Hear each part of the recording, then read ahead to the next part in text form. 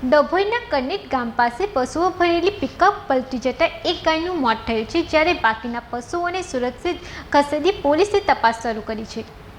વડોદરા જિલ્લાના ડભોઈ તાલુકાના કડનેટ ગામ પાસે નર્મદા કેનાલ નજીક પશુઓ ભરેલી પિકઅપ વાન પલટી ખાઈ જતા 11 પશુઓમાંથી એક ગાયનું મોત થયું છે.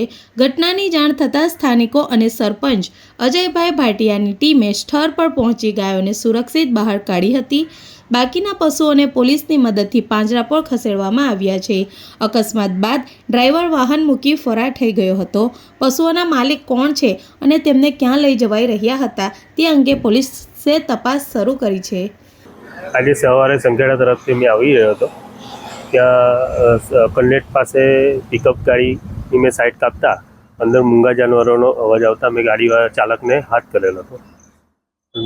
પિકઅપના ડ્રાઈવરે ગાડી ઊભી નહીં રાખેલ અને પૂર ઝડપે દોડાવીને આગળ જતાં એ ચાલુ ગાડીમાંથી ઉતરી પડેલ અને પિકઅપ ગાડી ખાડામાં જઈને પલટી મારી હતી. ત્યાં જઈને મેં જોતા અંદર મૂંગા જાનવરો, ગાયો અને 4 પગ બાંધેલા, મોઢા બાંધેલા.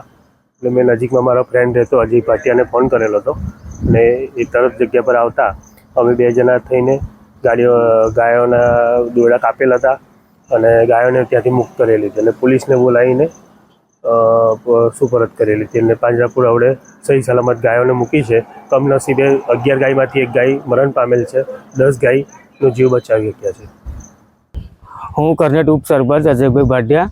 આજે સવારે મોડસ કે 4 વાગે મારા મિત્ર આગળ ઊભેલા હતા ધવલ જયસ્વાલ, એનો મને ફોન આવેલો કે આગળ ઝવેરપુરા કડનેટ ગામે અમારા કેનાલ પાસે પિકઅપ ગાડી પલટી ખાઈ ગયેલ છે કે અંદર ગાયો ભરેલી હતી.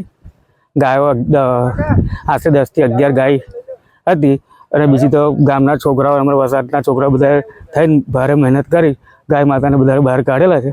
અને કમનસીબે એક નાની વાછડીનું અંદર અવસાન થયેલું છે. બાકી બીજી 10 થી જે છે એ સહી સલામત બચાવી લેવામાં આવી છે અને પોલીસને ત્યારબાદ જાણ કરતાં તરત પોલીસ પણ આવી ગયેલી અને ત્યારબાદ આગળ પાંજરાપોળ મોકલવાની વ્યવસ્થા કરેલી છે અને આગળની કાર્યવાહી પોલીસ તપાસ કરશે. વિડીયો જર્નાલિસ્ટ ફઝલ રજાક ખત્રી સાથે સત્યા ટીવી ન્યૂઝ ડભોઈ.